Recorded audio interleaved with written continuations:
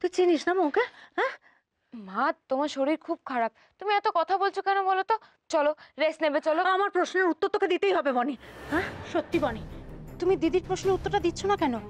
সেদিন পার্সটা ফেরত দিতে এসে তুমি আমার কাছ থেকেও মৌয়ের খোঁজ খবর নিচ্ছিলে। তুমি যদি মৌকে আগে থেকে না চেনো তাহলে তোর খোঁজ নেবে না। তার মানে তুমি মৌকে আগে থেকে চিনতে, তাই না? বল না, তুই তুই মৌকে কি করে চিনলি বল না বনি, বল না। আমার কাছে কেন লুকোচ্ছিস? হ্যাঁ আমি সেদিন যখন তোকে জিজ্ঞেস করলাম তুই তখনও লুকোলি। বল না বনি, তুই মৌকে আগে থেকে চিনতিস? হ্যাঁ এই বনি, চুপ করে আছিস কেন বল?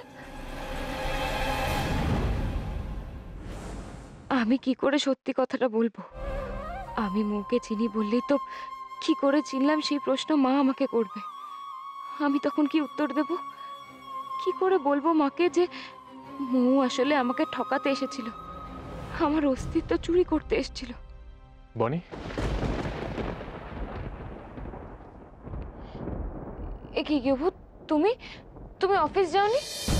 যাচ্ছিলাম তো, তোমার বাবার ফোন পেয়ে সোজা তোমার কাছে চলে এলাম। বাড়িতে একটা কাণ্ড করেছে।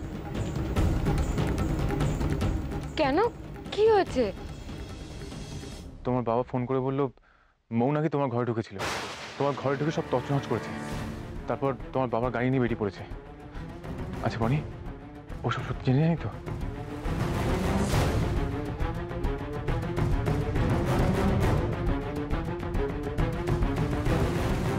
কি বললে তুমি? মৌ বনের ঘরে ঢুকেছিল? কিরে বনি, মৌ তোর ঘরে ঢুকলো কি করে?